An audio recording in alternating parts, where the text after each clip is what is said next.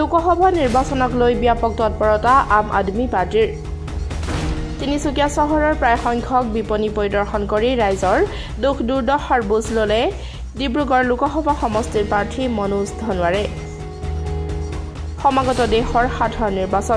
নিৰ্বাচনক লৈ ব্যাপক তৎপৰতা শাসক বিৰোধী উভয়ৰে মাজত তাৰ সমান্তৰালকৈ দেশৰ অন্যতম শক্তিশালী ৰাজনৈতিক দল আম আদমি দলৰ ডিব্ৰুগড় লোকসভা সমষ্টিৰ প্ৰাৰ্থী মনোজ ধনৱাৰে তীব্ৰতৰ কৰি তুলিছে নিৰ্বাচনী প্ৰচাৰ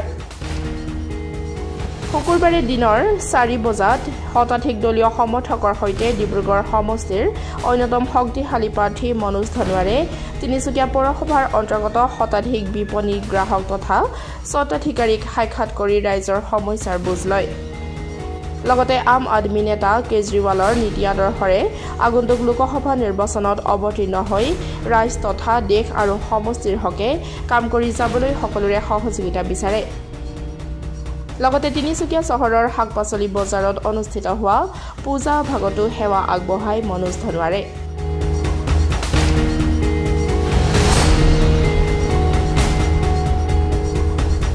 প্ৰস্তুতি মানে আসলত আমাক দলে অলপ আগতীয়াকে যেটো ঘোষণা কৰিলে যথেষ্ট মই ভাবিছো আমাক এটা সময় প্ৰদান কৰিলে যেটো কাৰণে ৰাইজৰ মাজত আজি যাব পাৰিছো এটা কনফিডেন্স লৈ ৰাইজৰ মাজত আমি মত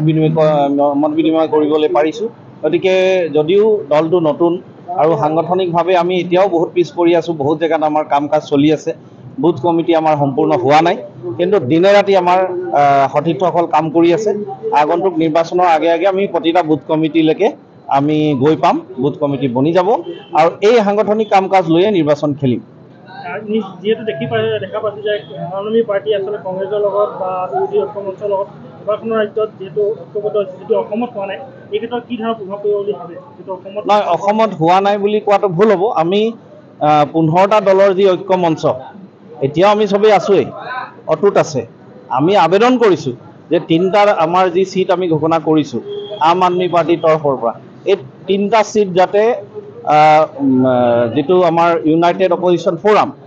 তাতো যাতে তেওঁলোকে অনুমোদন জনায় তাৰ বাবে আমি আবেদন কৰিছো ইতিমধ্যে অসমত কাৰ যি আন্দোলন তিনিচুকীয়াত ইতিমধ্যে আছে গুৱাহাটীত আৰু অন্য জিলাসমূহত কাৰ আন্দোলন হৈছে এই ক্ষেত্ৰত আৰ্মি পাৰ্টিয়ে কাৰ বিৰুদ্ধে কি ভূমিকা পালন কৰিব আমাৰ কথাটো স্পষ্ট যে আমি কাটো নামানো আমাৰ স্পষ্ট আমাৰ নেতৃত্বই কৈছে দিল্লীতো একেই আমাৰ স্থিতি পঞ্জাবতো একে স্থিতি অসমতো একে স্থিতি আৰু গোটেই ভাৰতবৰ্ষতো আমাৰ স্থিতিটো একেটাই হ'ব কিন্তু কথাটো হৈছে যে ইয়াৰ লগত কাৰ লগত জড়িত যিখিনি আন্দোলন গণতান্ত্ৰিকভাৱে হোৱা প্ৰতিটা আন্দোলনত আমি অংশগ্ৰহণ কৰিম আমি লগ ল'ম কিন্তু অগণতান্ত্ৰিক পদ্ধতি যদি কিবা হয় বন্ধৰ যদি কোনোবাই তাক পোষকতা কৰে সেই ক্ষেত্ৰত কিন্তু আমি লগ নিদিওঁ কালি কৃষকমন্ত্ৰী তথা তেওঁলোকৰ যি সহযোগী তেওঁলোকে কালি তিনিচুকীয়াত প্ৰতিবাদ সাব্যস্ত কৰিছে কিন্তু আৰক্ষী প্ৰশাসনে তেওঁলোকক আটক কৰা এক পৰিৱেশ সৃষ্টি হৈছে এই সন্দৰ্ভত আপোনাৰ নহয় সেইটোতো ডাঙৰ কথাটো সেইটোৱে হৈছে গণতন্ত্ৰৰ প্ৰতি এটা ডাঙৰ ভাবুকি আহিছে আজি গণতন্ত্ৰৰ এনেকুৱা এটা পৰ্যায় পাই গৈছে যে আপুনি গণতান্ত্ৰিকভাৱে যদি নিজৰ মাত যদি নিজৰ অধিকাৰ সাব্যস্ত কৰিবৰ কাৰণে আন্দোলন কৰে তাকো চৰকাৰে দমন কৰিবলৈ চিন্তা কৰি আছে আমি তীব্ৰ ভাষাৰে গৰিহণা দিছো যিকোনো গণতন্ত্ৰৰ এটা দেশ যোনটো দেশত আমি সবেই নিজৰ অধিকাৰ সৈতে জীয়াই থকাৰ আমাৰ অধিকাৰ আছে গতিকে কৰবাত যদি আমি নিজৰ অধিকাৰ পোৱা নাই আন্দোলন কৰাৰ আমাৰ সবৰে অধিকাৰ আছে গণতান্ত্ৰিকভাৱে গতিকে এনে ধৰণৰ যি দমনকাৰী নীতি চৰকাৰে লৈ আছে আমি বিৰোধিতা কৰিছো আজি আপোনালোকৰ তিনিচুকীয়া যেটা অফিচৰ উপস্থিত আজি কি কাৰ্যসূচী আছে আমাৰ এই কাৰ্যসূচীটো হৈছে অসমতো কেজৰিৱাল আমি এই কাৰ্যসূচীৰ অন্তৰ্গত ডিব্ৰুগড় লোকসভাত 1923টা বুথ আছে আমাৰ টাৰ্গেট হ'ব আগন্তুক 10 দিনৰ ভিতৰত আমি 1200 বা 1300 বুথ কমিটিলৈকে আমি এই কাৰ্যসূচীটো ল'ম অৰ্থাৎ আগন্তুক 10 দিনৰ ভিতৰত 1300টা আমাৰ এনে ধৰণৰ কাৰ্যসূচী গোটেই ডিব্ৰুগড় লোকসভা সমষ্টিত হ'ব এটা বুথত হ'ব য'ত আমি গুহাৰি বিতৰণ কৰিম প্ৰতিজন ৰাইজক চুবলৈ চেষ্টা কৰিম অৰবিন্দ কেজৰিৱাল আম আদমি পাৰ্টিৰ বিষয় লৈ তেওঁলোকক অৱগত কৰিবলৈ চেষ্টা কৰিম 2024 চনত আদমি পাৰ্টিৰ পৰা কেন্দ্ৰৰ প্ৰত্যাশা কৰিছে ৰাইজে আৰু আপোনাৰ কেন্দ্ৰৰ কিমান এখন পাৱাৰ মই ভাবিছো যে ৰাইজে আম আদমি পাৰ্টিৰ পৰা যথেষ্ট আশাবাদী কাৰণ যেটো নিকা চৰকাৰ দিল্লী পঞ্জাবত যি ধৰণে দুৰ্নীতি ভ্ৰষ্টাচাৰৰ বিৰুদ্ধে চৰকাৰখনে যুঁজ দি আছে যি ধৰণে এটা জিৰ' টলাৰেঞ্চৰ স্থিতি তেওঁলোকে অৱলম্বন কৰিছে আৰু তাতকৈ ডাঙৰ কথাটো হ'ল যে যি ধৰণে উন্নয়নৰ কাম কাজ দিল্লীত আৰু পাঞ্জাৱত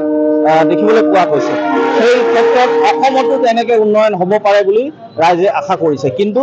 আমাৰ দুৰ্বলতাটো হৈছে আমাৰ সংগঠন দলটো নতুন হয় আমি বহুত জেগাত সংগঠন এতিয়াও প্ৰস্তুত কৰা নাই কিন্তু দিনে ৰাতি কাম কাজ কৰি আছোঁ একবাৰ যদি আমাৰ সংগঠন বনি যায় মই ভাবিছোঁ এই বাৰ্তাটো আমি একেবাৰে তৃণমূল পৰ্যায়ত প্ৰতিটা বুথত প্ৰতিটা ঘৰলৈকে আমি বাৰ্তাটো দিব পাৰিম